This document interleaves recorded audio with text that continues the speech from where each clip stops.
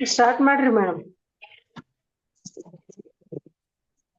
ಎಲ್ಲ ಧ್ಯಾನ ಬಂಧುಗಳಿಗೆ, ಆತ್ಮ ಬಂಧುಗಳಿಗೆ ಅನಂತ ಕೋಟಿ ಕೋಟಿ ಪ್ರಣಾಮಗಳು. ಇಂದಿನ ಧ್ಯಾನ ಸ್ವಾಧ್ಯಾಯ ಸತ್ಸಂಗ ಕಾರ್ಯಕ್ರಮಕ್ಕೆ ತಮಗೆಲ್ಲರಿಗೂ ತುಂಬು ಹೃದಯದ ಸ್ವಾಗತ.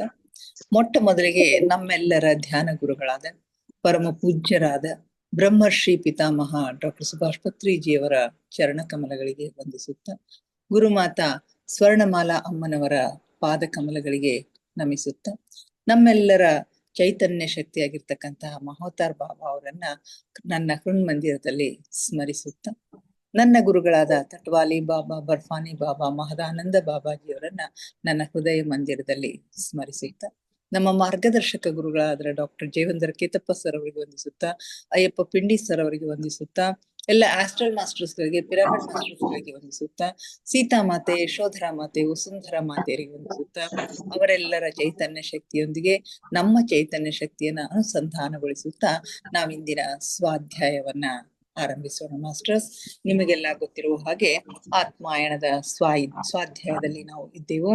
ಇಂದು ಆತ್ಮಾಯಣದ ಪಯಣದ 8ನೆಯ ಅಧ್ಯಾಯವನ್ನ ನಾವು ಪ್ರವೇಶ ಮಾಡಿದ್ದೇವೆ.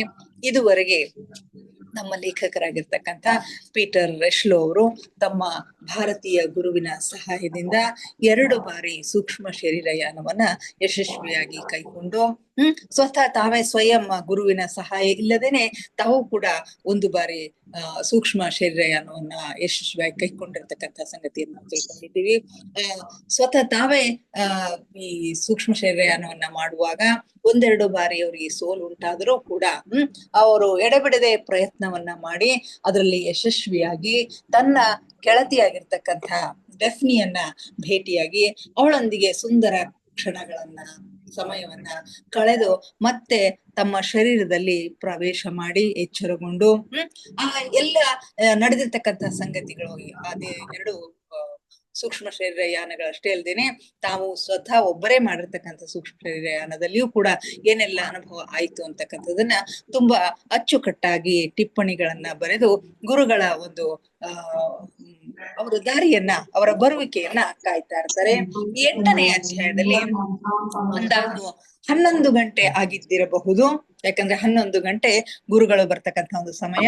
ನಾನು ಕಳೆದ ರಾತ್ರಿಯ ಘಟನೆಗಳ ಕುರಿತು ತಯಾರಿಸಿರ್ತಕ್ಕಂಥ ನೋಟ್ಸ್ ಅನ್ನು ಮೇಜಿನ ಮೇಲೆ ಕುಳಿತುಕೊಂಡು 10 ನಿಮಿಷಗಳಿಂದ ಓದುತ್ತಲಿದ್ದೆ. ತಾವು ತಯಾರು ಮಾಡಿರ್ತಕ್ಕಂಥ ಕಳೆದ ರಾತ್ರಿ ಆ ಸೂಕ್ಷ್ಮ ಶರೀರಯಾನದ ಕುರಿತು ಬರೆದಿಟ್ಟಿರ್ತಕ್ಕಂಥ ಟಿಪ್ಪಣಿಗಳನ್ನ ಓದ್ಲಿಕ್ಕೆ ಶುರು ಮಾಡಿರ್ತಾರೆ. ಅಷ್ಟರಲ್ಲಿನೇ ಒಂದು ಪರಿಚಿತ ಮಧುರ ಧ್ವನಿ ಒಮ್ಮಿಂದೊಮ್ಮೆ ಅವರ ಧ್ಯಾನವನ್ನ ಭಂಗ ಮಾಡಿತು ಅಂತ ಹೇಳ್ತಾರೆ. ಆ ಮಧುರ ಧ್ವನಿ ಮತ್ಯಾರದು ಅಲ್ಲ, ಅವರ ಗುರುಗಳಾಗಿರ್ತಕ್ಕಂಥ ಆಚಾರ್ಯರದೇ ಆಗಿತ್ತು. ಹೌದು ಹೆನ್ರಿ, ನನ್ನ ಮಿತ್ರನೇ, ಕೊನೆಗೂ ನೀನು ಸ್ವಲ್ಪ ಉಪಲಬ್ಧಿಯನ್ನು ಹೊಂದಿದೆ. ಸಂತೋಷದಿಂದ ಅವ್ರ ಗುರುಗಳು ಬಂದೇನ್ ಹೇಳ್ತಾರೆ, ಹೌದು ಹೆನ್ರಿ, ಕೊನೆಗೂ ನೀನು, ನನ್ನ ಮಿತ್ರನೇ, ಕೊನೆಗೂ ನೀನು ಇದರಲ್ಲಿ ಯಶಸ್ವಿಯಾದೆ. ನೀನು ಸ್ವಲ್ಪ ಮಟ್ಟಿಗೆ ಏನೇನು ಪಡೆಯಬೇಕಾಗಿತ್ತು ಅದೆಲ್ಲವನ್ನು ನೀನು ಪಡೆದುಕೊಂಡೆ ಅಂತಕ್ಕಂಥ ಹೇಳ್ತಾರೆ. ಆರಂಭದಲ್ಲಿ ನಾನು ಹೇಳಿರುವುದೆಲ್ಲವೂ ಸತ್ಯವಾಗಿದೆ ಎಂಬುದನ್ನೆಲ್ಲ ನೀನು ಪ್ರಮಾಣಿಸಿ ನೋಡಿದೆ. ನಾನು ಏನೆಲ್ಲವನ್ನ ಹೇಳಿದ್ದೀನೋ, ಏನೆಲ್ಲ ಸಂಗತಿಗಳನ್ನ ಸೂಕ್ಷ್ಮ ಲೋಕದಲ್ಲಿ ಜರುಗತಕ್ಕಂಥ ಏನೆಲ್ಲ ಸಂಗತಿಗಳನ್ನ ನಾನು ಹೇಳಿದ್ದೀನೋ ಅದನ್ನ ನೀನು ಅನುಭವ ಪೂರ್ವಕವಾಗಿ ಅದನ್ನ ನೋಡಿದೀಯ.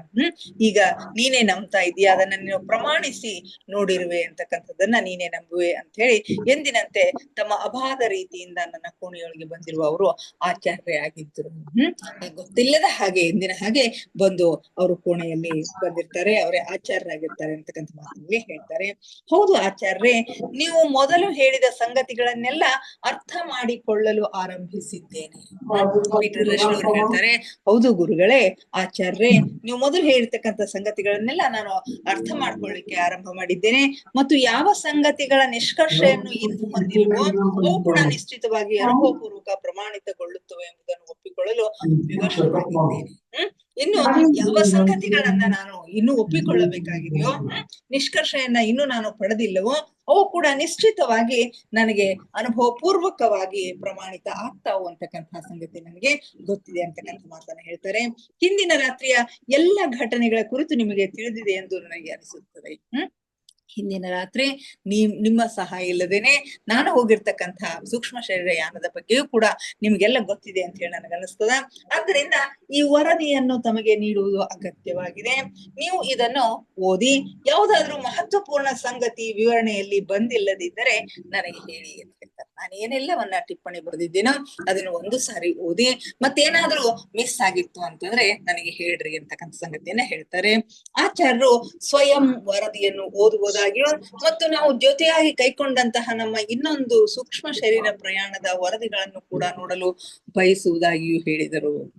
ಅವರು ಆ ವರದಿಯನ್ನ ಕೈಯಲ್ಲಿ ತೆಗೆದುಕೊಂಡು ನಾನು ಸ್ವತಃ ಈ ವರದಿಯನ್ನ ಓದ್ತೀನಿ ಅಂತಕ್ಕಂಥದ್ದನ್ನ ಹೇಳೋದಷ್ಟೇ ಅಲ್ದೇನೆ ಇನ್ನೂ ಒಂದು ಸೂಕ್ಷ್ಮ ಶರೀರ ಯಾನವನ್ನ ನಾವು ಕೈಕೊಳ್ಳ ಬಯಸ್ತೀವಿ, ಅದರ ವರದಿಯನ್ನು ಕೂಡ ನೀನು ತಯಾರು ಮಾಡ್ಬೇಕು ಅಂತಕ್ಕಂಥ ಸಂಗತಿಯನ್ನ ಹೇಳ್ತಾರೆ. ಅದರಿಂದ ಇನ್ನೂ ಒಂದು ಯಾತ್ರೆ ಬಾಕಿ ಇದೆ ಅಂತಕ್ಕಂಥ ಮಾತನ್ನಲ್ಲಿ ಹೇಳ್ತಾರೆ. ಮೊದಲು ಅದರ ಕುರಿತಾಗಿ ನಾನು ಸ್ವಲ್ಪ ಹೊತ್ತು ಮಾತಾಡಿ ಆಮೇಲೆ ಹೊಸ ವಿಷಯಗಳನ್ನ ಶುರು ಮಾಡುವುದಾಗಿ ಹೇಳ್ತಾರೆ. ಆ ವರದಿಗಳನ್ನೆಲ್ಲ ಓದಿದ ಮೇಲೆ ನನ್ನ ಮೇಲೆ ಅತ್ಯಂತ ಪ್ರಸನ್ನರಾಗಿರುವುದು ಸ್ಪಷ್ಟವಾಯಿತು. ಆ ವರದಿಗಳನ್ನ ಓದಿದ ಮೇಲೆ ತಮ್ಮ ಶಿಷ್ಯರ ಮೇಲೆ ಅತ್ಯಂತ ಪ್ರಸನ್ನವಾಗಿರ್ತಕ್ಕಂಥದ್ದು ಬರ್ತದ. ನಾನು ಅವರಿಂದ ಕಲಿತಿರುವುದನ್ನು ಪ್ರಾಯೋಗಿಕವಾಗಿ ಮಾಡಿ ತೋರಿಸಿದೆನು ಎಂದು ಅವರಿಗೆ ಅನ್ನಿಸಿತು. ಅವರಿಂದ ಏನೆಲ್ಲವನ್ನ ಕಲಿತಿದ್ರು, ಏನೆಲ್ಲ ತರಬೇತಿಯನ್ನ ಪಡೆದುಕೊಂಡಿದ್ರು, ಅದನ್ನ ಪ್ರಾಯೋಗಿಕವಾಗಿ ಅದನ್ನ ಸಿದ್ಧ ಮಾಡಿ ತೋರಿಸಿದ್ರು ಅಂತಕ್ಕಂಥ ಸಮಾಧಾನ ಅವರಿಗೆ ಇತ್ತು. ಅವರು ಕಳೆದ 1-2 ವಾರಗಳಲ್ಲಿ ಬಹಳ ಧೈರ್ಯದಿಂದ ನನಗೆ ತಿಳಿಸಿ ಹೇಳಿದ್ದರು. ನಾನು ನಿಮಗೆ ತುಂಬಾ ಕೃತಜ್ಞನಾಗಿದ್ದೇನೆ ಎಂದು ಕೃತಜ್ಞತೆಯನ್ನ ವ್ಯಕ್ತಪಡಿಸಿದೆ. ಈ ಎಲ್ಲ ತರಬೇತಿಯನ್ನ ನನಗೆ ನೀಡಿದ್ದಕ್ಕಾಗಿ, ಎಲ್ಲ ಅವಕಾಶಗಳನ್ನ ನನಗೆ ಕಲ್ಪಿಸಿಕೊಟ್ಟಿದ್ದಕ್ಕಾಗಿ ನಾನು ನಿಮಗೆ ತುಂಬಾ ಕೃತಜ್ಞನಾಗಿದ್ದೇನೆ ಅಂತಕ್ಕಂಥ ಮಾತನ್ನ ಪೀಟರ್ ರಶ್ಲೋ ಅವರು ಗುರುಗಳಿಗೆ ಹೇಳ್ತಾರೆ. ಆದ್ರೆ ಅವರು ಏನ್ ಹೇಳ್ತಾರೆ ಆ ಮಾತಿಗೆ ಅಂತಂದ್ರೆ, ನನಗೆ ನಿಸ್ವಾರ್ಥತೆಯಿಂದ ಅತ್ಯಗತ್ಯವಾದ ಸಹಾಯವನ್ನು ಮಾಡಿರುವುದರಿಂದ ಹಾಗೆಲ್ಲ ನಾನು ಆಲೋಚಿಸುವ ಅಗತ್ಯವಿಲ್ಲವೆಂದು ನನಗೆ ಹೇಳಿದರು. ನಾನು ಮಾಡಿರ್ತಕ್ಕಂಥ ಈ ಸೇವೆ ಅತ್ಯಂತ ನಿಸ್ವಾರ್ಥದಿಂದ, ಯಾವ ಪ್ರತಿಫಲದ ನಿರೀಕ್ಷೆಯೂ ಇಲ್ಲದೆ ನಾನು ಈ ಸೇವೆಯನ್ನ ಮಾಡಿದ್ದೇನೆ. ಅದಕ್ಕಾಗಿ ನೀನು ನನಗೆ ಧನ್ಯವಾದಗಳನ್ನ ಅರ್ಪಿಸುವ ಅಗತ್ಯ ಇಲ್ಲ ಅಂತಕ್ಕಂಥ ಮಾತನ್ನ ಹೇಳ್ತಾರೆ. ಯಾಕಂದ್ರೆ ನನ್ನಂತ ಕೇಸುಗಳು ನಿರ್ವಹಿಸುವುದೇ ಅವರ ನಿಜವಾದ ಕಾರ್ಯವಾಗಿತ್ತು. ಇಂಥವರ ಕೇಸುಗಳನ್ನ, ಪೀಟರ್ ರಶ್ಲೋ ಅಂತವರ ಕೇಸುಗಳನ್ನ ನಿರ್ವಹಿಸ್ತಕ್ಕಂಥದ್ದೇ ಆ ಗುರುಗಳ ಮುಖ್ಯ ಕೆಲಸ ಆಗಿರ್ತದ. ಮತ್ತು ಯಾರಾದರೂ ಅವರ ತರಬೇತಿಯನ್ನು ನಿಜವಾಗಿಯೂ ಪ್ರಾಯೋಗಿಕವಾಗಿ ಉಪಯೋಗ ಮಾಡಿಕೊಂಡ್ರೆ ಅದುವೇ ಅವರಿಗೆ ಸಂದಾಯವಾಗುವ ಬಹುದೊಡ್ಡ ಬಹುಮಾನವಾಗಿದೆ ಅಂತ ಹೇಳೋರು ಹೇಳ್ತಾರೆ. ತಾವು ಹೇಳ್ತಕ್ಕಂತಹ ಮಾತುಗಳನ್ನ, ತಾವು ಕೊಟ್ಟಿರ್ತಕ್ಕಂಥ ತರಬೇತಿಯನ್ನ ನಿಜವಾಗಿಯೂ ಪ್ರಾಯೋಗಿಕವಾಗಿ ಅದನ್ನ ಸಿದ್ಧಗೊಳಿಸಿದ್ರು ಅಂತಂದ್ರೆ ಅದುವೇ ಅವರಿಗೆ ಸಂದಾಯವಾಗಬೇಕಾಗಿರ್ತಕ್ಕಂಥ ಬಹುದೊಡ್ಡವಾಗಿ ಬಹುಮಾನ ಆಗಿದೆ ಅಂತಕ್ಕಂಥ ಮಾತನ್ನ ಹೇಳ್ತಾರೆ. ಈಗ ಅವರು ಹಿಂದಿನ 2 ರಾತ್ರಿಗಳ ಕುರಿತಾಗಿ ಟಿಪ್ಪಣಿ ಮಾಡಲು ಆರಂಭಿಸಿದರು. ಈಗ ಪೀಟರ್ ರಶ್ಲೋ ಅವರ ಟಿಪ್ಪಣಿಯನ್ನ ಅವರು ಓದ್ತಾರೆ. ಓದಿ ತಾವು ಕೂಡ ಆ 2 ರಾತ್ರಿಯಲ್ಲಿ ಏನೇನು ನಡೆದಿತ್ತು ಅಂತಕ್ಕಂಥದ್ದನ್ನ ಟಿಪ್ಪಣಿ ಮಾಡ್ಲಿಕ್ಕೆ ಶುರು ಮಾಡ್ತಾರೆ. ನಾನು ಗಮನವಿಟ್ಟು ಕೇಳತೊಡಗಿದೆ. ಅವರು ಹೇಳತೊಡಗಿದ್ರು ಅಂತ ಹೇಳ್ತಾರೆ. ನಿನ್ನನ್ನು ಲಂಡನ್ನಿನ ರಸ್ತೆಗಳೇ ಏಕೆ ಸೂಕ್ಷ್ಮ ಲೋಕಕ್ಕೆ ಕರೆದುಕೊಂಡು ಹೋದವು ಎಂಬುದರ ಕುರಿತಾಗಿ ನಾನು ನಿನಗೆ ಈಗ ಹೇಳಬೇಕು. ನಿನ್ನ ಸೂಕ್ಷ್ಮ ಶರೀರ ಯಾನ ಲಂಡನ್ನಿನ ರಸ್ತೆಗಳಲ್ಲಿನೇ ಯಾಕಾಯ್ತು? ಆ ಲಂಡನ್ನಿನ ರಸ್ತೆಗಳೇ ಏಕೆ ಸೂಕ್ಷ್ಮ ಲೋಕಕ್ಕೆ ಕರೆದುಕೊಂಡು ಹೋದವು ಅಂತಕ್ಕಂಥದ್ರ ಬಗ್ಗೆ ನಿನಗೆ ಹೇಳಬೇಕು ಅಂತಕ್ಕಂಥ ಮಾತನ್ನು ಹೇಳ್ತಾರೆ. ಇದು ಅತ್ಯಂತ ಅವಶ್ಯಕವಾಗಿತ್ತು. ನಾನು ನಿನಗೆ ಹೇಳ ಬಯಸುವುದೇನೆಂದರೆ, ನಾನೇನ್ ಹೇಳ ಬಯಸ್ತೀನಿ ಅಂತಂದ್ರೆ, ಸೂಕ್ಷ್ಮ ಶರೀರದ ಮೂಲಕ ನೀನು ಜಗತ್ತಿನ ಯಾವುದೇ ನಗರಕ್ಕೆ ಹೋದರೂ ಆ ನಗರವು ನಿನಗೆ ಚಿರಪರಿಚಿತವಾಗಿರುವಂತೆ ಅನ್ನಿಸುತ್ತದೆ. ಸೂಕ್ಷ್ಮ ಲೋಕದಲ್ಲಿ ಅಥವಾ ಸೂಕ್ಷ್ಮ ಶರೀರದ ಮೂಲಕ ನೀನು ಜಗತ್ತಿನ ಯಾವುದೇ ನಗರಕ್ಕೆ ಹೋದರೂ ಕೂಡ ಆ ನಗರವು ನಿನಗೆ ಚಿರಪರಿಚಿತವಾದಂತೆ ಅನ್ನಿಸುತ್ತದೆ. ಆದಾಗ್ಯೂ ನೀನು ನೋಡುತ್ತಿರುವುದು ಭೌತಿಕವಲ್ಲ ಅಂತ ಹೇಳಿ ಹೇಳ್ತಾರೆ. ಯಾಕಂದ್ರೆ ಆ ಸೂಕ್ಷ್ಮ ಲೋಕ ಅಂತಕ್ಕಂಥದ್ದೇನದ ಅದು ಭೌತಿಕ ಲೋಕದ, ಭೌತಿಕ ಜಗತ್ತಿನ ಪ್ರತಿಕೃತಿ ಆಗಿರ್ತದ ಅಂತ ಹೇಳಿ ಹೇಳ್ತಾರೆ. ಈ ಸೂಕ್ಷ್ಮ ಲೋಕ ಅಂತಂದ್ರೆ ಭೌತಿಕ ಲೋಕದ ಒಂದು ಜೆರಾಕ್ಸ್ ಕಾಪಿ ಇದ್ದ ಹಾಗೆ. ಇಲ್ಲಿ ಏನೆಲ್ಲ ಇರ್ತದೋ ಅದು ಅಲ್ಲಿನೂ ಇರ್ತದೆ. ಯಾಕಂದ್ರೆ ಯಾವ ವ್ಯಕ್ತಿ ಸೂಕ್ಷ್ಮ ಶರೀರ ಯಾನವನ್ನ ಕೈಕೊಳ್ತಾನೋ ಅವನು ಜಗತ್ತಿನ ಯಾವುದೇ ನಗರಕ್ಕೆ ಹೋದ್ರು ಕೂಡ ಅವನಿಗೆ ಪರಿಚಿತ ಅಂತ ಹೇಳಿ ಅನಿಸ್ತದ. ಯಾಕಂತಂದ್ರೆ ಅವನ ಆಲೋಚನೆ, ಅವನ ವಿಚಾರ ಶಕ್ತಿ, ತಾನೇನನ್ನ ನೋಡಿರ್ತಾನೋ, ತಾನೇನನ್ನ ನೋಡ ಬಯಸ್ತಾನೋ ಅದೇ ಅಲ್ಲಿ ಸಿಗ್ತಾ ಇರೋದ್ರಿಂದ ಅವನು ಲಂಡನ್ನಿನವರಾಗಿರೋದ್ರಿಂದ ಲಂಡನ್ನ ರಸ್ತೆಯಲ್ಲೇ ಕರ್ಕೊಂಡು ಹೋಗ್ತಾರೆ. ಒಂದು ವೇಳೆ ಅವನು ಭಾರತೀಯನಾಗಿದ್ರೆ ಭಾರತೀಯ ರಸ್ತೆಗಳಲ್ಲಿನೇ ಹೋದ ಹಾಗೆ ಅವನಿಗೆ ಅನಿಸ್ತಾ ಇತ್ತು ಅಂತಕ್ಕಂಥ ಮಾತುಗಳನ್ನ ಹೇಳ್ತಾರೆ. ಆದ್ದರಿಂದ ನಿನ್ನನ್ನ ಲಂಡನ್ನ ರಸ್ತೆಗಳ ಮುಖಾಂತರ ಕರೆದುಕೊಂಡು ಹೋದಾಗಾಯ್ತು ಅಂತ ಹೇಳಿ ಹೇಳ್ತಾರೆ. ಈ ಭೌತಿಕ ಜಗತ್ತಿನ ಪ್ರತಿಕೃತಿ ಅಂದ್ರೆ ಸೂಕ್ಷ್ಮ ಲೋಕ ಅಂತಕ್ಕಂಥದ್ದು ಭೌತಿಕ ಲೋಕದ ಒಂದು ಜೆರಾಕ್ಸ್ ಕಾಪಿ ಇದ್ದ ಹಾಗೆ ಅಂತ ಹೇಳ್ತಾರೆ. ಸೂಕ್ಷ್ಮ ಲೋಕದ ಮೊದಲ ವಲಯ ಅದೇ ಆಗಿದೆ ಅಂತ ಹೇಳ್ತಾರೆ. ಭವಿಷ್ಯದಲ್ಲಿಯ ಯಾತ್ರೆಗಳನ್ನು ಕೊಲಂಬೋದಿಂದಲೇ ಆರಂಭಿಸುವುದು ಒಳ್ಳೆಯದು. ಇನ್ನು ಮುಂದಿನ ಯಾತ್ರೆಗಳನ್ನು ಕೂಡ ನೀನು ಈ ಮೊದಲು ಯಾವ ಪ್ರದೇಶದಿಂದ ಅಂದ್ರೆ ನಿನ್ನ ಕೊಲಂಬೋದಿಂದ ನಿನ್ನ ಊರಿನಿಂದ ಶುರು ಮಾಡಿದ್ದೆಲ್ಲ ಅಲ್ಲಿಂದನೇ ಆರಂಭಿಸುವುದು ಒಳ್ಳೆಯದು ಅಂತ ಹೇಳ್ತಾರೆ. ಈಗ ನಿನಗೆ 3ನೆಯ ವಲಯದಿಂದ ಮೇಲೆ ಹೋಗುವುದು ಕೂಡ ಅಷ್ಟೇ ಸರಳ ಎನಿಸುತ್ತದೆ. ಇದುವರೆಗೆ 1, 2, 3 ವಲಯಗಳನ್ನ ನೀನು ತಲುಪಿ ಹೋಗಿದ್ದೀಯಾ. ಈ 3ನೆಯ ವಲಯದಿಂದ ಮೇಲೆ ಹೋಗೋದು ಕೂಡ ನಿನಗೆ ಸರಳ ಅನಿಸ್ತದೆ ಅಂತ ಹೇಳ್ತಾರೆ. ಅಲ್ಲೇ ನಿನಗೆ ಡೆಫ್ನಿ ದೊರಕಿದ್ದಳು.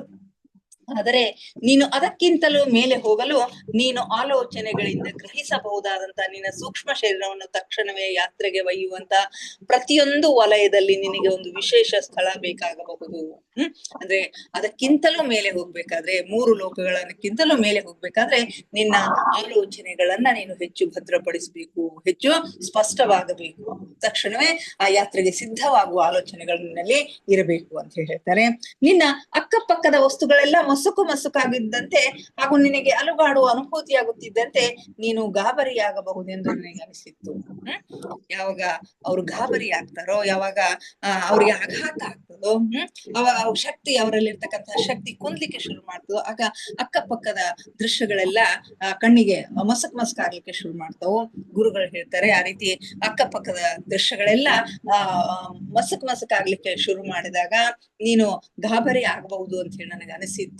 ಆದ್ರೆ ನೀನು ಹಾಗಾಗ್ಲಿಲ್ಲ. ಸಾಮಾನ್ಯವಾಗಿ ನನ್ನ ಶಿಷ್ಯರಿಗೆ ಎದುರಾದಂತಹ ಅಸಫಲತೆ ನಿನಗೆ ಎದುರಾಗ್ಲಿಲ್ಲ ಅಂತಕ್ಕಂಥ ಮಾತನ್ನ ಹೇಳ್ತಾರೆ.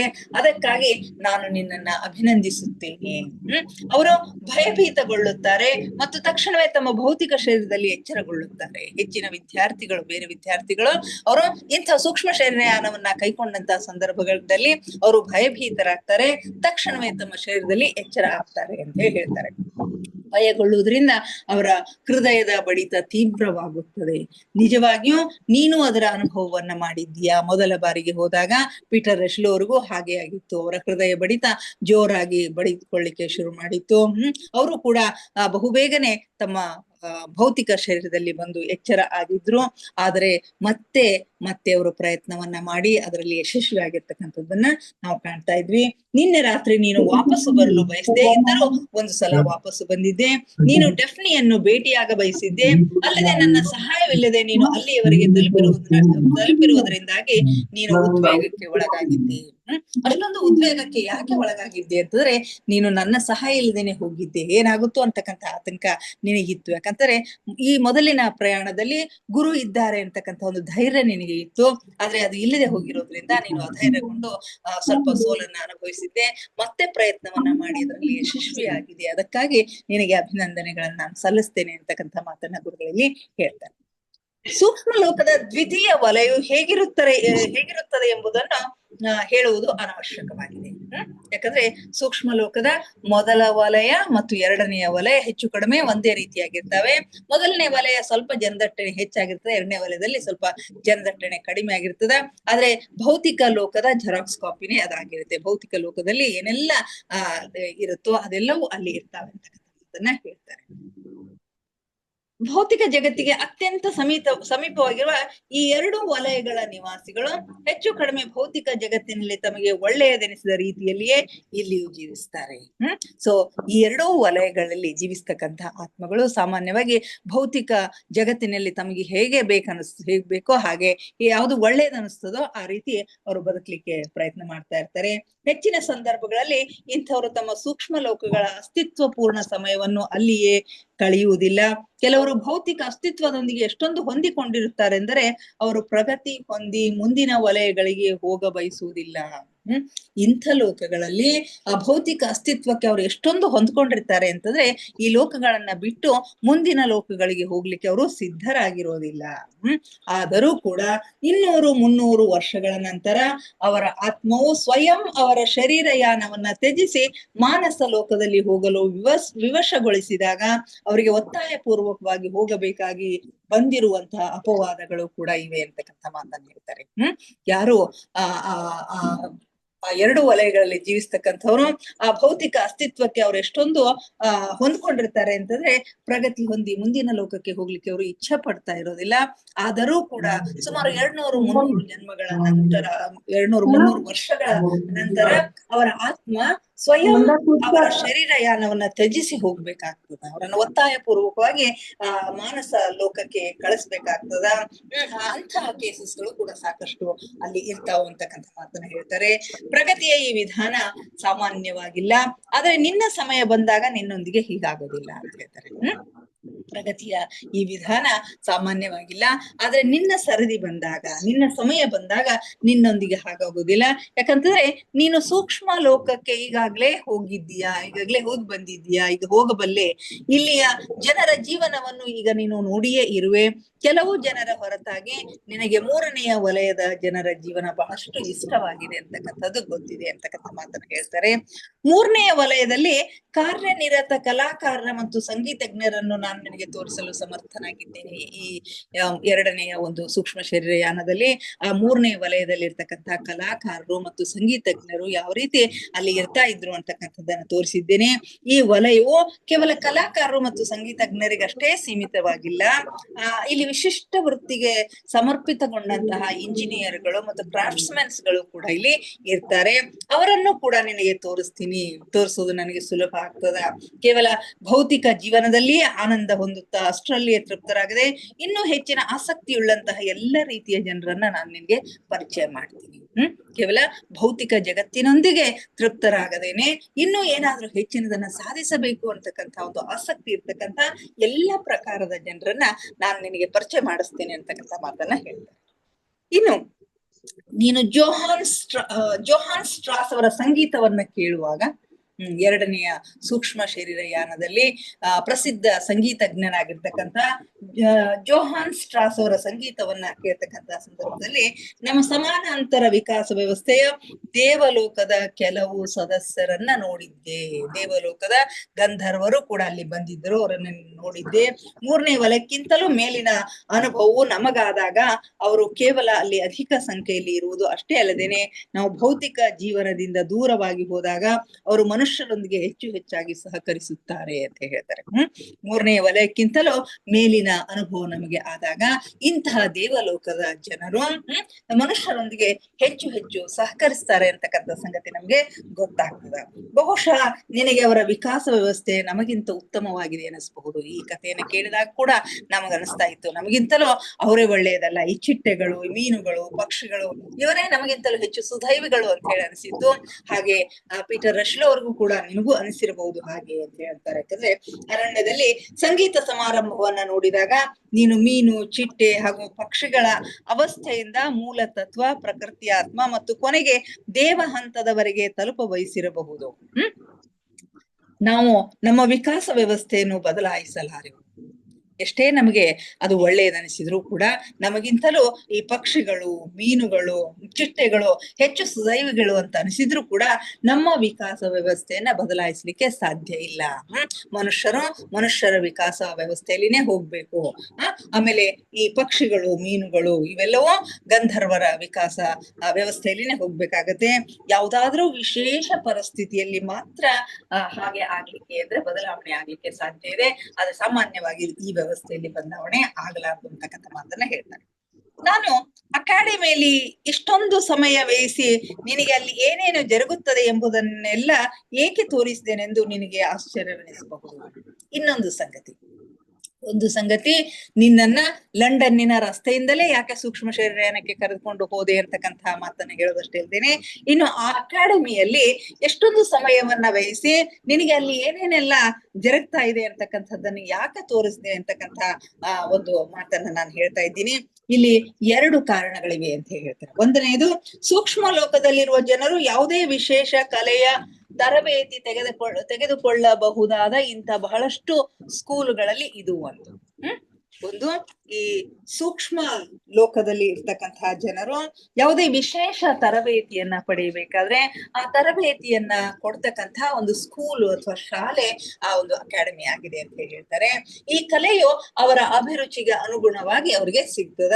ಅವರಲ್ಲಿ ಕೆಲವರು ಆ ಕಲೆಗಳನ್ನ ದಕ್ಷತೆಯಿಂದ ಹೊಂದಿ ಭೌತಿಕ ಜಗತ್ತಿನಲ್ಲಿ ಸಂಸ್ಕೃತಿ ಮತ್ತು ಜ್ಞಾನವನ್ನು ಮುಂದುವರಿಸಿಕೊಂಡು ಹೋಗುವಲ್ಲಿ ಸಹಾಯ ಮಾಡುವುದಕ್ಕಾಗಿ ಅವರು ಮುಂದಿನ ಜನ್ಮದಲ್ಲಿ ಅದೇ ಕಲೆಯನ್ನು ಮುಂದುವರಿಸಿಕೊಂಡು ಹೋಗುವ ಇಚ್ಛೆಯೊಂದಿಗೆ ಜನ್ಮ ತಾಳುತ್ತಾರೆ. ಅಲ್ಲಿ ಅವರವರ ಅಭಿರುಚಿಗೆ ತಕ್ಕ ಹಾಗೆ ಅವರಿಗೆ ಅಲ್ಲಿ ತರಬೇತಿಗಳು, ಶಿಕ್ಷಣ ಆ ಒಂದು ಅಕಾಡೆಮಿಯ ಬಿಲ್ಡಿಂಗ್ ನಲ್ಲಿ, ಕಟ್ಟಡದಲ್ಲಿ ಅವರಿಗೆ ಸಿಗ್ತಾ ಇರುತ್ತೆ. ಅಲ್ಲಿ ಕೆಲವರು ಆ ಕಲೆಗಳಲ್ಲಿ ಹೆಚ್ಚಿನ ಒಂದು ದಕ್ಷತೆಯನ್ನ ಪಡೆದುಕೊಂಡು ಭೌತಿಕ ಜಗತ್ತಿನಲ್ಲಿ ಸಂಸ್ಕೃತಿ ಮತ್ತು ಜ್ಞಾನವನ್ನ ಮುಂದುವರಿಸಿಕೊಂಡು ಹೋಗುವಲ್ಲಿ ಸಹಾಯ ಮಾಡುವುದಕ್ಕಾಗಿ ಮುಂದಿನ ಜನ್ಮದಲ್ಲಿ ಅದೇ ಕಲೆಯನ್ನ ಮುಂದುವರಿಸಿಕೊಂಡು ಹೋಗ್ಲಿಕ್ಕೆ ಇಚ್ಛೆಯನ್ನ ಇಟ್ಕೊಂಡು ಅವರು ಭೂಮಿಯ ಮೇಲೆ ಜನ್ಮ ತಾಳ್ತಾರೆ ಅಂತಕ್ಕಂಥ ಮಾತನ್ನು ಹೇಳ್ತಾರೆ.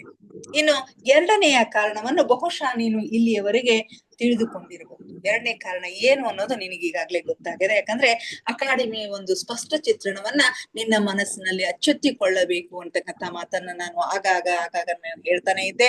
ಯಾಕಂತಂದ್ರೆ ನಿನ್ನ ಸೂಕ್ಷ್ಮ ಶರೀರಯಾನಕ್ಕೆ ಅದು ಅನುಕೂಲ ಆಗತ್ತೆ. ಆ ಒಂದು ದೃಶ್ಯವನ್ನ, ಅಕಾಡೆಮಿಯ ಚಿತ್ರವನ್ನ ನೀನು ಮನಸ್ಸಿನಲ್ಲಿ ಅಚ್ಚೊತ್ತುಕೊಂಡಾಗ ನೀನು ಸುಲಭವಾಗಿ ಅಲ್ಲಿ ಪ್ರಯಾಣ ಮಾಡ್ಲಿಕ್ಕೆ, ಸೂಕ್ಷ್ಮಯಾನ ಮಾಡ್ಲಿಕ್ಕೆ ನಿನಗೆ ಸಹಾಯ ಆಗ್ತದ ಅಂತಕ್ಕಂಥ ಮಾತನ್ನ ಇಲ್ಲಿ ಅವರು ಹೇಳ್ತಾರೆ.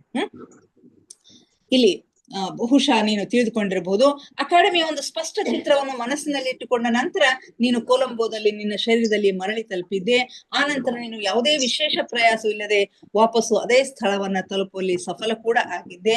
ಅಲ್ಲಿ ನೀನು ಡೆಫ್ನಿಯೊಂದಿಗೆ ಪುನಃ ಸಂಪರ್ಕವನ್ನು ಸಾಧಿಸಿ ನಿನ್ನ ಸೂಕ್ಷ್ಮ ಲೋಕದ ಅನುಭವಗಳನ್ನ ಮುಂದುವರಿಸಿದೆ. ಮುಂಬರುವ ದಿನಗಳಲ್ಲಿ ಇದನ್ನು ಮರೆಯಬೇಡ. ಯಾವುದೇ ಒಂದು ಕಟ್ಟಡ ಅಥವಾ ದೃಶ್ಯವನ್ನು ಮನಸ್ಸಿನಲ್ಲಿ ಅಚ್ಚೆತ್ತಿಕೊಂಡು ಅದರಿಂದ ಭವಿಷ್ಯದಲ್ಲಿ ನೀನು ಅಂಥದೇ ವಿಚಾರವನ್ನ, ರೂಪವನ್ನ ನಿರ್ಮಿಸಿ ಅದರ ಮೇಲೆ ಕೇಂದ್ರೀಕರಿಸಿ ಅಲ್ಲಿ ತಲುಪಬಹುದು ಅಂತಕ್ಕಂಥ ಮಾತನ್ನ ಹೇಳ್ತಾರೆ. ಆ ಕಟ್ಟಡವನ್ನ ನಿನ್ನ ಮನಸ್ಸಿನಲ್ಲಿ ಅಚ್ಚೆತ್ತುಕೊಂಡಿರೋದ್ರಿಂದ ಬಹುಬೇಗನೆ ನಿನ್ನ ಮನೆಯಿಂದ, ಕೊಲಂಬೋದು ನಿನ್ನ ಮನೆಯಿಂದ ಆ ಒಂದು ಅಕಾಡೆಮಿಯತ್ತ ನೀನು ತಲುಪಲಿಕ್ಕೆ ಸಾಧ್ಯ ಆಯ್ತು. ಡೆಫ್ನಿಯನ್ನ ಭೇಟಿ ಆಗ್ಲಿಕ್ಕೆ ಸಾಧ್ಯ ಆಯ್ತು. ಮರಳಿ ಮತ್ತೆ ನಿನ್ನ ಶರೀರದಲ್ಲಿ ಪ್ರವೇಶ ಮಾಡ್ಲಿಕ್ಕೆ ನಿನಗೆ ಅನುಕೂಲ ಆಯ್ತು. ಇನ್ನು ಮುಂದಿನ ನಿನ್ನ ಸೂಕ್ಷ್ಮ ಶರೀರಯಾನಗಳು ಕೂಡ ಆ ಕಟ್ಟಡದ ಒಂದು ಚಿತ್ರದೊಂದಿಗೆ ನಡೀಲಿ ಅಂತಕ್ಕಂಥ ಮಾತುಗಳನ್ನ ಇಲ್ಲಿ ಹೇಳ್ತಾರೆ. ಸೂಕ್ಷ್ಮ ಲೋಕದಲ್ಲಿ ಸಮಯವು ಯಾವ ರೀತಿಯಾಗಿ ನಿನ್ನ ಅಲ್ಪಕಾಲಿಕ ಪ್ರವಾಸವನ್ನು ಪ್ರಭಾವಿತಗೊಳಿಸುತ್ತದೆ ಎಂಬುದನ್ನು ನೀನು ಚೆನ್ನಾಗಿ ತಿಳಿದುಕೊಂಡಿರುವೆಂದು ಭಾವಿಸುತ್ತೇನೆ. ಸೂಕ್ಷ್ಮ ಲೋಕದಲ್ಲಿ ಸಮಯ, ಕಾಲ ಅಂತಕ್ಕಂಥದ್ದು ಇಲ್ಲವೇ ಇಲ್ಲ. ಅಲ್ಲಿ ಸಮಯ ಎಷ್ಟಾಗಿದೆ ಅಂತಕ್ಕಂಥದ್ದು ಗೊತ್ತಾಗೋದೇ ಇಲ್ಲ. ಮತ್ತೆ ನಾವು ಭೌತಿಕ ಜಗತ್ತಿನಲ್ಲಿ ಸಮಯ ನೋಡಿದಾಗನೇ ಎಷ್ಟು ಗಂಟೆ ಆಗಿದೆ ಅಂತಕ್ಕಂಥದ್ದು ಗೊತ್ತಾಗುತ್ತೆ. ಹೀಗಾಗಿ ನೀನು ಕಳೆದಿರ್ತಕ್ಕಂಥ ಅತ್ಯಲ್ಪ ಅವಧಿಯಲ್ಲಿ ಶರೀರವನ್ನ ಬಿಟ್ಟು ಕೆಲವೇ ಸಮಯಗಳಲ್ಲಿ ಎಷ್ಟೊಂದು ಅನುಭವಗಳನ್ನ ನೀನು ಅಲ್ಲಿ ಪಡೀಲಿಕ್ಕೆ ಸಾಧ್ಯ ಆಗ್ತದೆ ಅಂತಕ್ಕಂಥದ್ದನ್ನ ನೀನು ತಿಳ್ಕೊಂಡಿದ್ಯಾ. ಮುಂದೆ ನಿನಗೆ ಇದರ ಅವಶ್ಯಕತೆ ಎನಿಸಿದಾಗ ಈ ಕುರಿತು ನೀನು ಹೇಗೆ ಅನ್ವೇಷಣೆ ನಡೆಸಬೇಕು ಅಂತಕ್ಕಂಥದ್ದನ್ನ ನಿನಗೆ ತಿಳಿದಿರ್ಲಿ ಎನ್ನುವ ಸಲುವಾಗಿ ಈ ಮಹತ್ವಪೂರ್ಣ ಸಂಗತಿಯ ಕುರಿತು ನಾನು ಸಾಕಷ್ಟು ವಿಸ್ತಾರವಾಗಿ ಚರ್ಚೆ ಮಾಡಿದ್ದೇನೆ ಅಂತಕ್ಕಂಥ ಮಾತುಗಳನ್ನ ಹೇಳ್ತಾರೆ. ಇದೆಲ್ಲವನ್ನು ಆಯೋಜಿಸಲಾದಂತಹ ಸೂಕ್ಷ್ಮ ಲೋಕದ ಆ ಭಾಗದ ಕುರಿತಾಗಿ ಏನು ಹೇಳುವ ಅವಶ್ಯಕತೆ ಇಲ್ಲ. ನಾವು ಅಲ್ಲಿ ಖುಲ್ಲಾ ಜಾಗೆಯಲ್ಲಿ ತಲುಪಿ ಒಂದು ದಡದಲ್ಲಿ ಒಂದು ಗಿಡದ ಬೇರುಗಳ ಮೇಲೆ ಕುಳಿತಾಗ ನಾನು ನಿನಗೆ ಸುಮ್ಮನಿರಲು ಹೇಳಿದ್ದು ನೆನಪಿರಬಹುದು. ಇನ್ನು ಸೂಕ್ಷ್ಮ ಶರೀರಯಾನದಲ್ಲಿ ಒಂದು ಬಹುದೊಡ್ಡ ಗಂಧರ್ವರ ಸಂಗೀತ ಕಾರ್ಯಕ್ರಮ ನಡೀತಾ ಇರುತ್ತೆ. ಆ ಕಾರ್ಯಕ್ರಮವನ್ನ ವೀಕ್ಷಿಸುವ ಸಲುವಾಗಿ ಇವರು ಒಂದು ಬಹುದೊಡ್ಡ ವೃಕ್ಷದ ಕೆಳಗಡೆ ಹೋಗಿ ನಿಲ್ತಾರೆ. ಅಲ್ಲಿಯ ಬೇರುಗಳು ಇವರಿಗೆ ಆರಾಮ ಕುರ್ಚಿಯ ಹಾಗೆ ಆಸನಗಳನ್ನ ಮಾಡಿರ್ತವೆ. ಅಲ್ಲಿ ಹೋಗಿ ಕುಳಿತಾಗ ನೀನು ಯಾವುದೇ ರೀತಿಯ ಸದ್ದು ಮಾಡಬೇಡ, ಸುಮ್ಮನಿರ್ಲಿಕ್ಕೆ ನಾನು ಹೇಳಿರ್ತೀನಿ, ಅದು ನಿನ್ ನೆನಪಿರಬಹುದು ಅಂತಕ್ಕಂಥ ಮಾತನ್ನು ಹೇಳ್ತಾರೆ. ಅದಕ್ಕೆ ಕಾರಣ ಏನು, ನಾನು ಯಾಕೆ ನೀನು ಸದ್ದು ಮಾಡಬೇಡ, ಮಾತನಾಡಬೇಡ ಅಂತ ಹೇಳಿದೆ ಅಂತಕ್ಕಂಥದ್ದನ್ನ ಅನ್ನುವ ಮಾತನ್ನ ಇಲ್ಲಿ ಹೇಳ್ತಾರೆ. ಮನುಷ್ಯರಲ್ಲಿ ಬಂದು ಹೋಗಿ ತಮ್ಮ ಕಾರ್ಯಕ್ರಮವನ್ನು ನೋಡುವುದಕ್ಕೆ ದೇವ ಜಗತ್ತಿನ ಸದಸ್ಯರು ಆಕ್ಷೇಪವನ್ನೇನು ವ್ಯಕ್ತಪಡಿಸುವುದಿಲ್ಲ. ಆದ್ರೆ ಅವರು ತಮ್ಮ ಕೆಲಸ ಕಾರ್ಯಗಳಲ್ಲಿ ಯಾವುದೇ ರೀತಿಯ ಅಡಚಣೆಯನ್ನ ಬಯಸುವುದಿಲ್ಲ. ನೀನು ಸುಮ್ಮನಿರಲು ಯಾಕೆ ಹೇಳಿದೆ ಅಂತಂದ್ರೆ, ಅಲ್ಲಿ ಆ ಗಂಧರ್ವರು ನಡೆಸ್ತಕ್ಕಂತಹ ಒಂದು ಸಂಗೀತ ಕಾರ್ಯಕ್ರಮವನ್ನ ವೀಕ್ಷಿಸ್ಲಿಕ್ಕೆ ಮನುಷ್ಯರು ಹೋಗಿ ಅದನ್ನ ನೋಡಿದ್ರೆ ಅವ್ರು ಯಾವುದೇ ರೀತಿಯ ಅಡಚಣೆಯನ್ನ ಅಥವಾ ಆಕ್ಷೇಪವನ್ನ ವ್ಯಕ್ತಪಡಿಸೋದಿಲ್ಲ. ಆದ್ರೆ ಅವರಿಗೆ ತಮ್ಮ ತಮ್ಮ ಕಾರ್ಯಗಳಲ್ಲಿ ಯಾವುದೇ ರೀತಿಯ ಅಡಚಣೆ ಆಗೋದನ್ನ ಅವರು ಬಯಸೋದಿಲ್ಲ. ಹೀಗಾಗಿ ಯಾವುದೇ ರೀತಿಯ ಶಬ್ದವನ್ನ ಮಾಡದೇನೆ ಆ ಕಾರ್ಯಕ್ರಮವನ್ನು ವೀಕ್ಷಣೆ ಮಾಡಬೇಕು ಅಂತಕ್ಕಂಥ ಮಾತನ್ನ ನಾನು ನಿಮಗೆ ಹೇಳಿದ್ದೀನಿ. ಸಂಪೂರ್ಣ ಆಯೋಜನೆಯ ಸಮಯದಲ್ಲಿ ತಮ್ಮ ಗುರಿಯ ಗಂಭೀರತೆಯ ಕುರಿತು ಅವರೆಷ್ಟು ನಿಷ್ಠೆಯುಳ್ಳವರಾಗಿದ್ದರು ಎಂಬುದು ನೀನು ಗಮನವಿಟ್ಟು ನೋಡಿರಬಹುದು. ಆ ಕಾರ್ಯಕ್ರಮದ ಬಗ್ಗೆ ಅವರು ಎಷ್ಟೊಂದು ಸೀರಿಯಸ್ ಆಗಿದ್ರು. ಅಲ್ಲಿ ಯಾವ ಅಡಚಣೆಗಳು ಬರದ ಹಾಗೆ ಅವರು ಅಷ್ಟು ಸೂಕ್ಷ್ಮವಾಗಿ ಗಮನವಿಟ್ಟು ಆ ಕೆಲಸವನ್ನ ಮಾಡ್ತಾ ಇದ್ರು, ಎಷ್ಟು ಗಂಭೀರರಾಗಿದ್ರು ಅಂತಕ್ಕಂಥದ್ದನ್ನ ನೀನು ನೋಡಿದೀಯಾ. ಅರಣ್ಯದಿಂದ ಹೊರ ಬಂದು ಮಂತ್ರೋಚ್ಚಾರಣೆ ಮತ್ತು ಡ್ರಮ್ ಬಾರಿಸುವ ಮೂಲಕ ಕಾರ್ಯಕ್ರಮ ಆರಂಭಿಸಿದಂತಹ ಪುಟ್ಟ ಪುಟ್ಟ ಕುಳ್ಳರು ವಿಕಾಸದ ದೃಷ್ಟಿಯಿಂದ ನಿನಗಿಂತಲೂ ಮತ್ತು ವಾದ್ಯ ವೃಂದದ ಸದಸ್ಯರಿಗಿಂತಲೂ ಬಹಳ ನಿಮ್ನ ಸ್ತರದಲ್ಲಿ ಇದ್ದಾರೆ.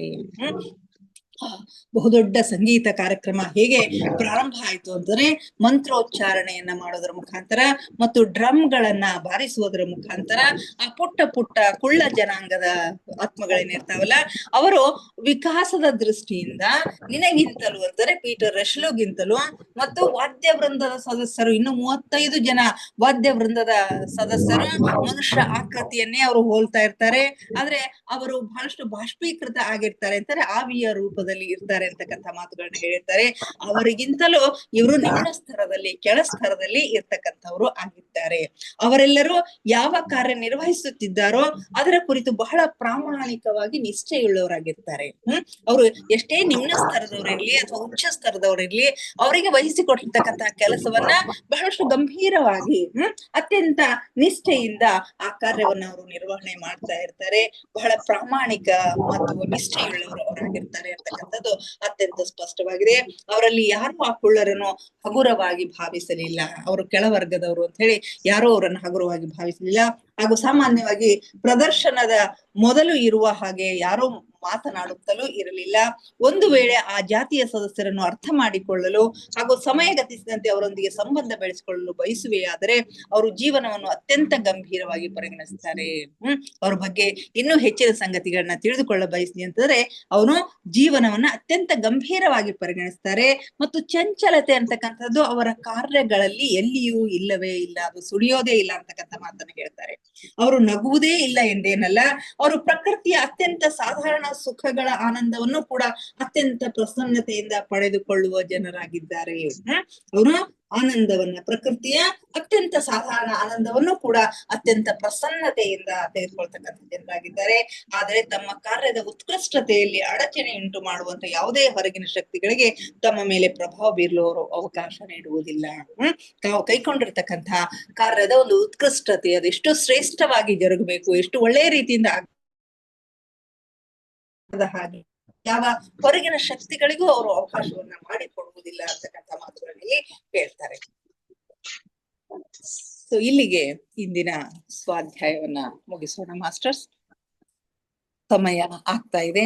ಇದುವರೆಗೆ ಈ ಆತ್ಮಾಯಣ ಪಯಣದ ವಿಷಯಗಳನ್ನ ಬಹಳಷ್ಟು ಪೇಷನ್ಸ್ಲಿಂದ ಕೇಳಿದ್ದಕ್ಕಾಗಿ ತಮಗೆಲ್ಲರಿಗೂ ಅನಂತ ಧನ್ಯವಾದಗಳನ್ನ ಅರ್ಪಿಸುತ್ತಾ ದಯವಿಟ್ಟು ಧ್ಯಾನಕ್ಕೆ ಸಿದ್ಧರಾಗಿ ಯಾವುದಾದ್ರೂ ಸ್ಥಿರ ಸುಖಾಸನದಲ್ಲಿ ಕುಳಿತುಕೊಳ್ಳಿ. ಚೇರ್ ಮೇಲೆ ಕುಳಿತಿದ್ರೆ ಕಾಲುಗಳನ್ನ ಕ್ರಾಸ್ ಮಾಡ್ಕೊಳ್ರಿ. ಕೈ ಬೆರಳುಗಳನ್ನ ಒಂದ್ರೊಳಗೊಂದು ಸೇರಿಸ್ಕೊಳ್ರಿ. ಕಣ್ಣುಗಳನ್ನ ನಿಧಾನವಾಗಿ ಮುಚ್ಚಿ ಮುಖದ ಮೇಲೆ ಮಂದಹಾಸವಿರಲಿ. ದೇಹದ ಯಾವ ಭಾಗದಲ್ಲಿಯೂ ಬಿಗಿತ ಬೇಡ. Relax relax relax please. ಮೊಟ್ಟ ಮೊದಲಿಗೆ ನಮ್ಮೆಲ್ಲರ ಧ್ಯಾನ ಗುರುಗಳಾದ ಪರಮ ಪೂಜ್ಯರಾದ ಬ್ರಹ್ಮರ್ಷಿ ಪಿತಾಮಹ ಡಾಕ್ಟರ್ ಸುಭಾಷ್ ಪತ್ರಿಜಿಯವರ ಚರಣ ಕಮಲಗಳಿಗೆ ವಂದಿಸುತ್ತ, ಗುರುಮಾತಾ ಸ್ವರ್ಣಮಾಲಾ ಅಮ್ಮನವರ ಪಾದ ಕಮಲಗಳಿಗೆ ನಮಿಸುತ್ತ, ನಮ್ಮೆಲ್ಲರ ಚೈತನ್ಯ ಶಕ್ತಿಯಾಗಿರ್ತಕ್ಕಂಥ ಮಹಾವತಾರ್ ಬಾಬಾ ಅವರನ್ನ ನನ್ನ ಮಂದಿರದಲ್ಲಿ ಸ್ಮರಿಸುತ್ತ, ನನ್ನ ಗುರುಗಳಾದ ತಟ್ವಾಲಿ ಬಾಬಾ, ಬರ್ಫಾನಿ ಬಾಬಾ, ಮಹಾದಾನಂದ ಬಾಬಾಜಿಯವರನ್ನ ನನ್ನ ಹೃದಯ ಮಂದಿರದಲ್ಲಿ ಸ್ಮರಿಸುತ್ತ, ನಮ್ಮ ಮಾರ್ಗದರ್ಶಕ ಗುರುಗಳಾದ ಡಾಕ್ಟರ್ ಜೀವಂದರ್ ಕೇತಪ್ಪ ಸರ್ ಅವರಿಗೆ ವಂದಿಸುತ್ತ, ಅಯ್ಯಪ್ಪ ಪಿಂಡಿ ಸರ್ ಅವರಿಗೆ ವಂದಿಸುತ್ತಾ, ಎಲ್ಲ ಆಸ್ಟ್ರಲ್ ಮಾಸ್ಟರ್ಸ್ಗಳಿಗೆ, ಪಿರಮಿಡ್ ಮಾಸ್ಟರ್ಸ್ಗಳಿಗೆ ವಂದಿಸುತ್ತಾ, ಅವರೆಲ್ಲರ ಚೈತನ್ಯ ಶಕ್ತಿಯೊಂದಿಗೆ ನಮ್ಮ ಚೈತನ್ಯ ಶಕ್ತಿಯನ್ನು ಅನುಸಂಧಾನಗೊಳಿಸುತ್ತಾ ನಾವಿಂದಿನ ಧ್ಯಾನವನ್ನ ಆರಂಭಿಸೋಣ ಮಾಸ್ಟರ್ಸ್. ನಮ್ಮ ಈ ಧ್ಯಾನಕ್ಕೆ ಅವರೆಲ್ಲರನ್ನು ನಾವು ಆತ್ಮಪೂರ್ವಕವಾಗಿ ಆಹ್ವಾನಿಸೋಣ. ಅವರೆಲ್ಲರೂ ಜ್ಯೋತಿ ಸ್ವರೂಪದಲ್ಲಿ ಬಂದು ಕುಳಿತು ನಮ್ಮ ಜೊತೆಗೆ ಧ್ಯಾನಿಸುತ್ತಿದ್ದಾರೆ ಎಂದು ಭಾವಿಸಿಕೊಳ್ಳುತ್ತಾ ನಾವಿಂದಿನ ಧ್ಯಾನವನ್ನ ಆರಂಭಿಸೋಣ ಮಾಸ್ಟರ್ಸ್. ಕೇವಲ ಸಹಜ ಶ್ವಾಸದ ಮೇಲೆ ಗಮನ, ಪ್ರಕೃತಿ ಸಹಜವಾದ ಉಸಿರಾಟವಿರಲಿ. ಒಳ ಹೋಗುವ ಉಸಿರು, ಹೊರಬರುವ ಉಸಿರನ್ನು ಏಕಧಾರೆಯಾಗಿ ನಿರಂತರವಾಗಿ ಗಮನಿಸಿ ಮಾಸ್ಟರ್ಸ್.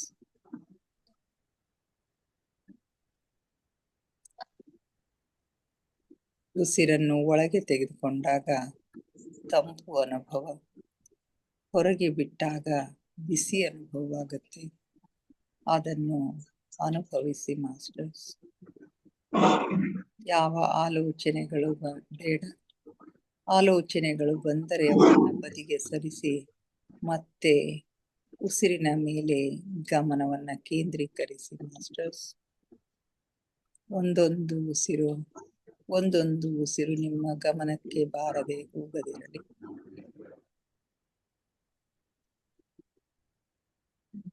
ಯಾವಾಗ ನಿಮ್ಮ ಗಮನ ಸಂಪೂರ್ಣವಾಗಿ ಉಸಿರಾಟದ ಮೇಲೆ ಇರುತ್ತದೆಯೋ ಆಗ ಆಲೋಚನೆಗಳು ಶೂನ್ಯವಾಗುತ್ತವೆ, ಮನಸ್ಸು ಶಾಂತವಾಗುತ್ತದೆ, ಧ್ಯಾನ ಸಿದ್ಧಿಸುತ್ತದೆ. ನಮ್ಮ ಉಚ್ಛ್ವಾಸ ನಿಶ್ವಾಸದ ಮಧ್ಯದ ಬಿಂದು, ಅದುವೇ ಧ್ಯಾನ ಬಿಂದು, ಅದುವೇ ಶೂನ್ಯ ಬಿಂದು, ಅದುವೇ ನಮ್ಮ ಒಳ ಜಗತ್ತಿನ, ಆಂತರಿಕ ಜಗತ್ತಿನ ಬೀಗದ ಕೈ. ಅಲ್ಲಿ ಒಂದು ಕ್ಷಣ ನಿಲ್ಲುವ ಅಭ್ಯಾಸ ಮಾಡಿ ಮಾಸ್ಟರ್ಸ್. ನಿಮಗಾಗಿ ನಿಮ್ಮ ಆಂತರಿಕ ಜಗತ್ತು ತೆರೆದುಕೊಳ್ಳುತ್ತದೆ. ಅಲ್ಲಿಯ ಅದ್ಭುತ ವಿಸ್ಮಯಗಳನ್ನ ಅನುಭವಿಸಿ.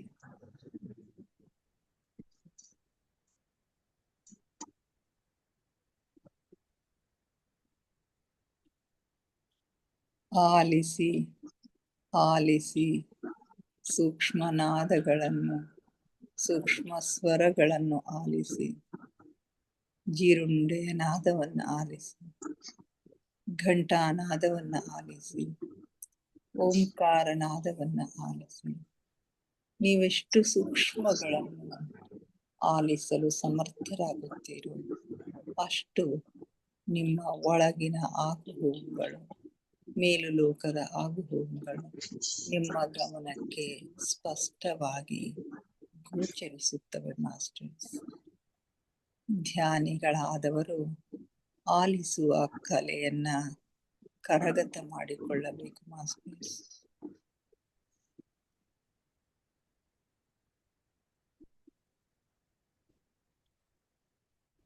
ನಾನು ದೇಹವಲ್ಲ, ನಾನು ಆತ್ಮಸ್ವರೂಪಿ.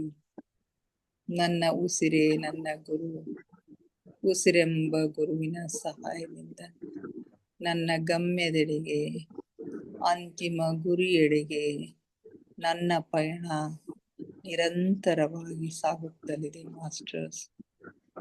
ನಮ್ಮ ಅಂತಿಮ ಗುರಿ ಆತ್ಮ ಸಾಕ್ಷಾತ್ಕಾರ, ಪರಮಾತ್ಮ ಸಾಕ್ಷಾತ್ಕಾರ.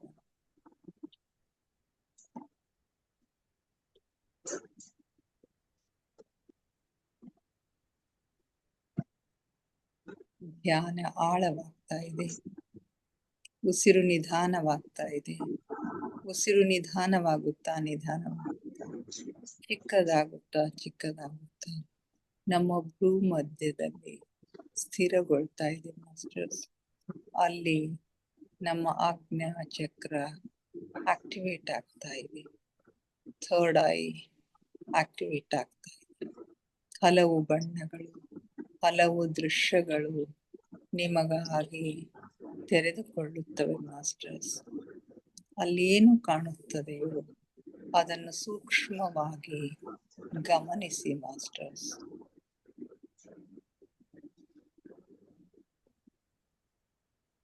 ಆಳವಾದ ಧ್ಯಾನದ ಹಾಲ್ಗಡಲಿನಲ್ಲಿ ನಿಮ್ಮನ್ನು ನೀವು ಮುಳುಗಿಸಿ, ಆಲಿಸಿ, ಆನಂದಿಸಿ, ಆಹ್ಲಾದಿಸಿ ಆ ಪರಮಾತ್ಮನ ಸಾನ್ನಿಧ್ಯವನ್ನ, ಪರಮ ಸಖ್ಯವನ್ನ ಅನುಭವಿಸಿ ಮಾಸ್ಟರ್ಸ್.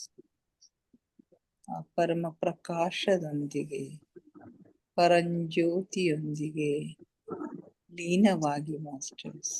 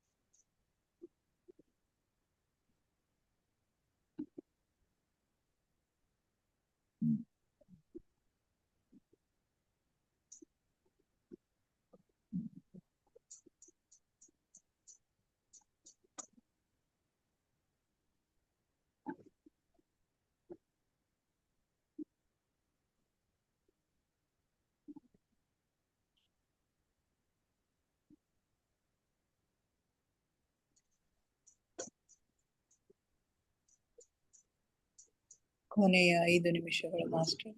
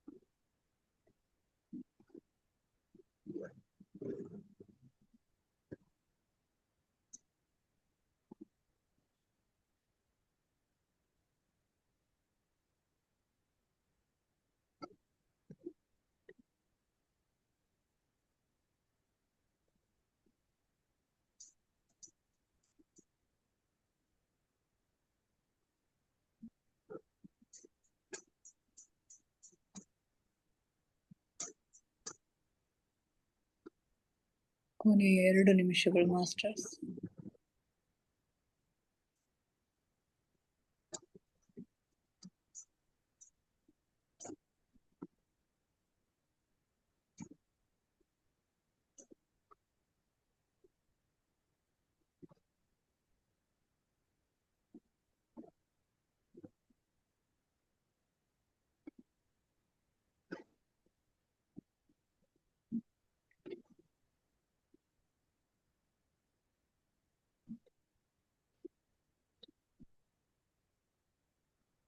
ಕೊನೆಯ 1 ನಿಮಿಷ.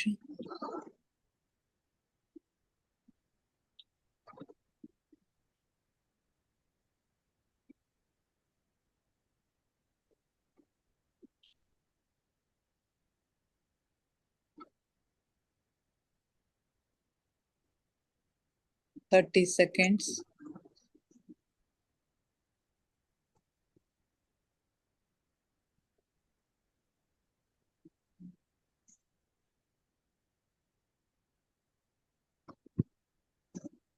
Ten seconds.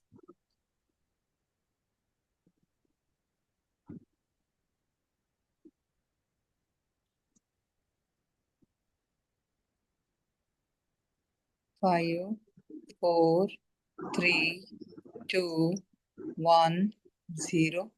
ನಿಧಾನವಾಗಿ ನಿಮ್ಮ ಕೈ ಬೆರಳುಗಳನ್ನು ಬಿಡಿಸಿಕೊಂಡು ಕಣ್ಣಿನ ಮೇಲೆ ಇಟ್ಕೊಳ್ಳಿ ಮಾಸ್ಟರ್ಸ್. 5, 4, 3, 2, 1, 0. ನಿಧಾನವಾಗಿ ನಿಮ್ಮ ಕಣ್ಣುಗಳನ್ನು ನಿಮ್ಮ ಕೈಗಳನ್ನು ತೆಗೆಯಿರಿ. ಕಣ್ಣುಗಳನ್ನು ನಿಧಾನವಾಗಿ ಓಪನ್ ಮಾಡಿ masters. Thank you, thank you, thank you everybody. ನಮ್ಮ ಧ್ಯಾನಕ್ಕೆ ಶಕ್ತಿಯನ್ನ ನೀಡಿ ನಮ್ಮೊಂದಿಗೆ ಕುಳಿತು ಧ್ಯಾನ ಮಾಡಿದ ಎಲ್ಲ ಮಾಸ್ಟರ್ಸ್ಗಳಿಗೆ ಅನಂತ ಕೋಟಿ ಕೋಟಿ ಧನ್ಯವಾದಗಳನ್ನ ಅರ್ಪಿಸುತ್ತಾ ನನ್ನೊಂದಿಗೆ ಧ್ಯಾನಿಸಿದ ತಮಗೆಲ್ಲರಿಗೂ ಮತ್ತೊಮ್ಮೆ ಧನ್ಯವಾದಗಳನ್ನ ಅರ್ಪಿಸುತ್ತಾ thank you thank you thank you.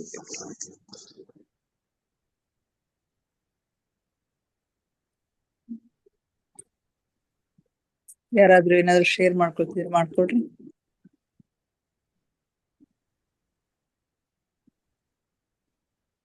ಧ್ಯಾನ ತುಂಬಾ ಚೆನ್ನಾಗಿತ್ತು ಮೇಡಮ್. ಚೆನ್ನಾಗಿತ್ರಿ ಮೇಡಮ್? ಧ್ಯಾನ ತುಂಬಾ ಆಳವಾಗಿ. Okay madam, thank you. ಸ್ವಾಧ್ಯಾಯ ತುಂಬಾ ಚೆನ್ನಾಗಿ ನಡೀತಾ ಇದೆ. ಸ್ವಾಧ್ಯಾಯ ಬಹಳ ಇಂಟ್ರೆಸ್ಟಿಂಗ್ ಅದ ರೀ ಮೇಡಮ್. ಬಹಳ ಇಂಟ್ರೆಸ್ಟಿಂಗ್. ಬಹಳ ಇಂಟ್ರೆಸ್ಟಿಂಗ್ ಅದ.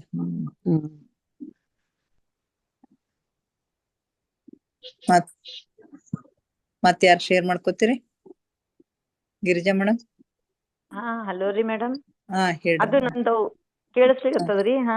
ಅದು ನಂದದು ಮ್ಯೂಟ್ ಅನ್ಮ್ಯೂಟ್ ಮಾಡ್ಕೊಳ್ಳೋ ಸಿಂಬೋಲೆ ಕಾಣಿಸ್ಲಿಕತ್ತಿದ್ದಿಲ್ಲ, ಸುಮ್ನೆ ಕೂತಿದ್ದೆ. ಅದೇ ನಾ ಸ್ವಲ್ಪ ಲೇಟ್ ಅಂದ್ರೆ 5 minutes ಲೇಟ್ ರೀ. ಗೆಸ್ಟ್ ಗಳು ಬಂದಿದ್ರು, ಅದಕ್ಕೆ ಕಳಿಸಿ ಬಂದ್ ಜಾಯ್ನ್ ಆದೆ. ಬಟ್ ನೀವ್ ಜಾಯ್ನ್ ಮಾಡ್ಕೊಡ್ರಿ ಜಲ್ದಿ. ಅದೇ ಸ್ವಾಧ್ಯಾಯ ಚಲೋ ಅದರಿ ಮೇಡಮ್. ಅಷ್ಟೇ ಬಹಳ ಆಶ್ಚರ್ಯ, ಎಷ್ಟೋ ಪ್ರಶ್ನೆ ಬರ್ತಾವ. ಹೌದ್ರಿ, ಒಂದೊಂದ್ಸಲ ನಂಬ್ಲಿಕ್ ಆಗ್ಲಾರ್ದಂಗ ಆಗ್ತದ. ಹೌದ್ರಿ. ಆಯ್ತ್ರಿ madam. Okay madam. Okay, thank you. ಯಾರೇ ನೆಕ್ಸ್ಟ್? ಹಲೋ ಗಂಗಾ, ಹೇಳವಿ. ಹಲೋ ರೇಖಾ, ಇವತ್ತು ಸ್ವಾಧ್ಯಾಯ ಮಿಸ್ ಮಾಡ್ಕೊಂಡೆ ನಾನು, ಬರೋದ್ ಲೇಟ್ ಆಯ್ತು. ಹೌದಾ? ಬರ್ಲಿಕ್ಕೆ 9 ಆಯ್ತು ನನ್ಗೆ. ಬಂದು ಮುಖ ತಕೊಂಡು ದೇವ್ರ ಮುಂದ್ ದೀಪ ಹಚ್ಕೊತ ಕೇಳ್ದೆ, ಬಟ್ ಅದಕ್ ಫುಲ್ ಕಾನ್ಸಂಟ್ರೇಷನ್ ಕೇಳ್ದಂಗ ಹಂಗೆ ಸ್ವಲ್ಪ ಮಿಸ್ ಆಯ್ತು ನನಗ. ಬಟ್ ಧ್ಯಾನ ಚೆನ್ನಾಗಿತ್ತು, ತುಂಬಾ ಎನರ್ಜಿ ಇತ್ತು.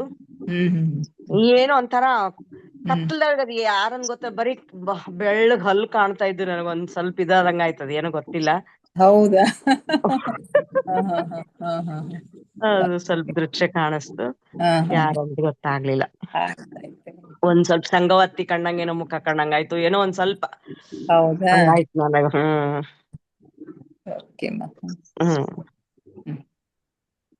ಚೆನ್ನಾಗಿತ್ತು ಧ್ಯಾನ. Okay, thank you. Okay Rekha. ಮುಗಿಸೋಣ್ರಿನ? ಮತ್ತೆ ನಾಳೆ ಭೇಟಿಯಾಗೋಣ ಇನ್ನಷ್ಟು ಧ್ಯಾನ, ಸ್ವಾಧ್ಯಾಯ, ಸತ್ಸಂಗದೊಂದಿಗೆ. ಎಲ್ಲರಿಗೂ ಮತ್ತೊಮ್ಮೆ ಅನಂತ ಧನ್ಯವಾದಗಳನ್ನ ಅರ್ಪಿಸುತ್ತಾ ಕಾರ್ಯಕ್ರಮ. Thank you.